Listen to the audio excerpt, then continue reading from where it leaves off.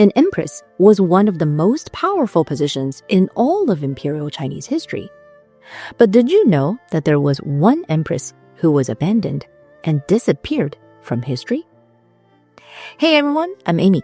Today I'm telling the story of Empress Rui Zhen of the Tang Dynasty, the only empress in Chinese history who vanished.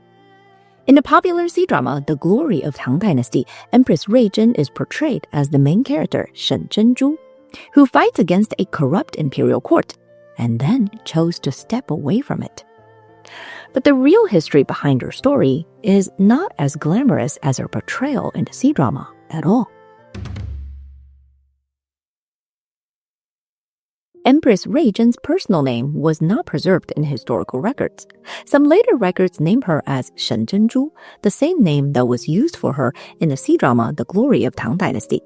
But this name is not confirmed from historical records. Lady Shen's exact birth date is also unknown.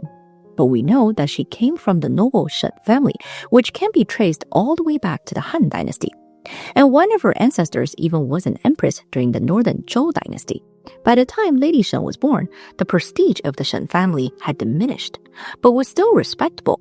They still held official positions within the Tang Dynasty, but nothing really important. Around the year 740, during the reign of Emperor Shenzong, Lady Shen was married into the imperial family as a consort of Prince Li Chu, who was the eldest son of Crown Prince Li Hen. At the time, few people could have imagined that Prince Li Chu would one day become Emperor Daizong, or that their young son would later become Emperor Dezong. In 742, she gave birth to Prince Li Chu's first son, Li Kuo. As Prince Li Chu's eldest son, Li Kuo occupied an especially important position within the imperial family. If Li Chu one day inherited the throne, Li Kuo would stand first in line to become the next crown prince, and then emperor. By giving the eldest son of the crown prince his first son, Lady Shen's position in the household became important, and she was probably favored. However, she wasn't the primary wife. Like many princes of the Tang Dynasty, Prince Li Chu had several consorts, but he didn't have a primary wife yet. And then in 746, Prince Li Chu married consort Cui as his primary wife. This was a politically significant marriage, because consort Cui was the niece of noble consort Yang, the favorite consort of Emperor Shenzong. And it was said that consort Cui took advantage of the influential position of her mother and aunt, and was extremely jealous and fierce. Later accounts say that consort Cui was unhappy with the fact that Lady Shen gave birth to the prince's eldest son, and she soon gave birth to a son of her own, Li Miao, the prince's second son. It is said that she made life difficult for all of Prince Li Chu's consorts, including Lady Shen. And this was why Lady Shen did not bear any more children for the prince. Even though her life within the prince's household was probably no longer peaceful, Lady Shen was still the mother of Prince Li Chu's eldest son and was one of the most important women in the household. That is, until the year 755. In December of 755, the general An Lushan turned his armies against the Tang Dynasty and began the rebellion that would define the rest of the dynasty. In January of 756, the rebel forces captured the eastern capital of Luoyang and made it the new capital of the rebel state. By July of 756, the rebel army was closing in on the capital city of Chang'an. Emperor Shenzong decided to flee the city with his closest family members and attendants, including Crown Prince Li Hen, Prince Li Chu, and the young Li Kuo. But in their rush to leave the city, much of the imperial family, including numerous princes, consorts, and princesses, were left behind. In fact, many of them did not even know that the emperor had fled until the next day. We don't know exactly what happened with Lady Shen, but we do know that she was left behind. One account suggests that Lady Shen was not staying with her husband and son when Emperor Shenzong decided to escape, and she simply could not join them in time. Other accounts say that the head count for the emperor's escape party was strictly limited, and Prince Li Chu was restricted to only one consort, and that spot was filled by consort Cui instead. These accounts are supported by the fact that consort Cui was his primary wife and a relative of the influential noble consort Yang. Maybe there was supposed to be a staggered escape for the other members of the imperial family, but in the end, it did not matter. The rebels captured Chang'an almost immediately after Emperor Xuanzong left, and many of the imperial family members that were left behind were killed, and those that were not killed were captured, including Lady Shen. After being captured, Lady Shen was moved by the rebel forces to the rebel capital, Luoyang. She, along with other captured imperial women, were kept in a secure palace compound that was originally used to house lower-ranked consorts and female palace attendants.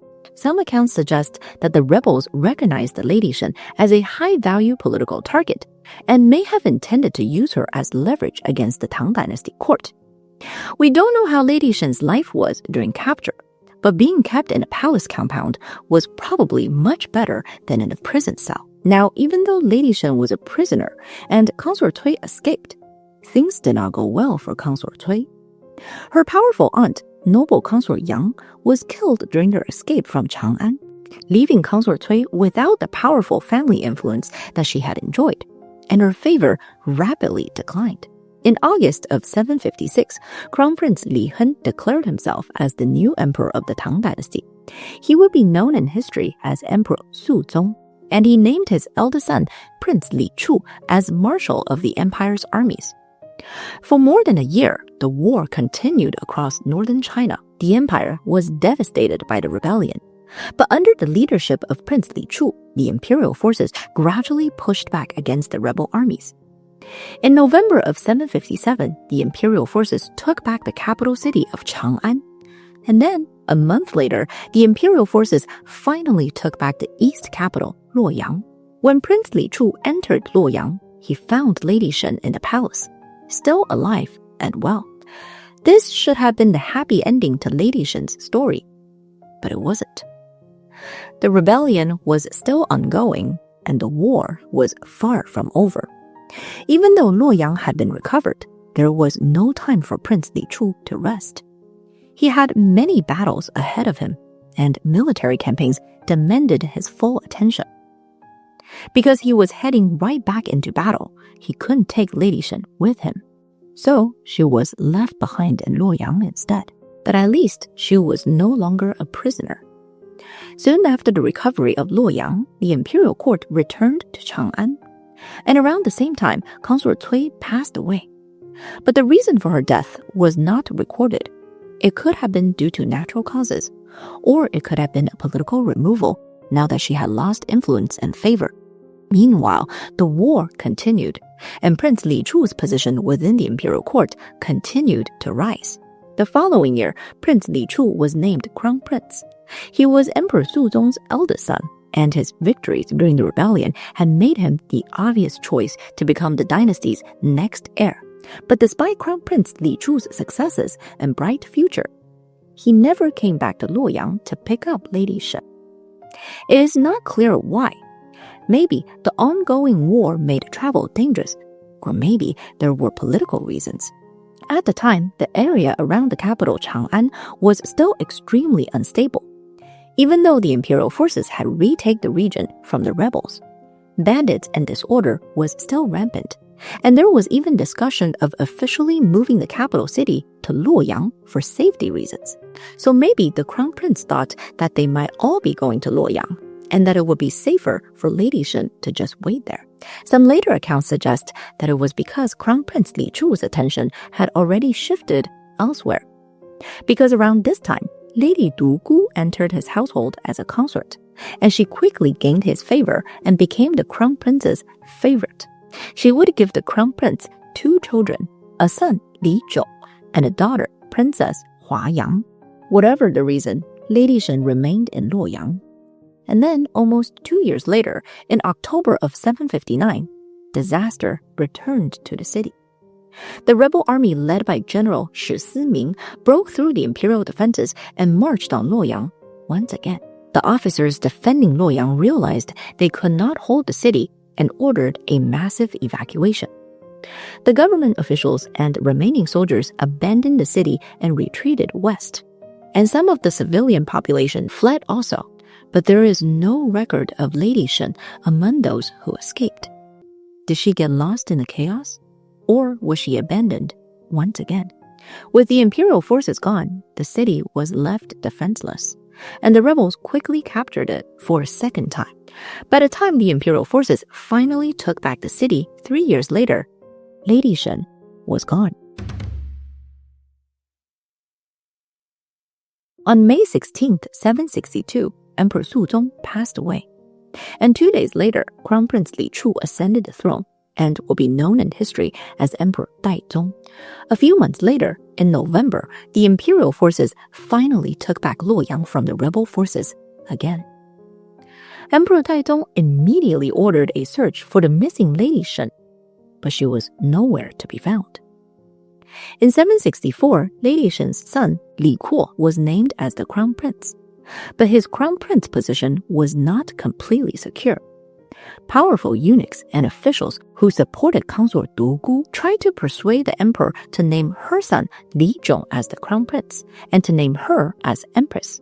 But Emperor Daizong hesitated, and in the end, he decided to keep Li Kuo as his crown prince, and no empress was named.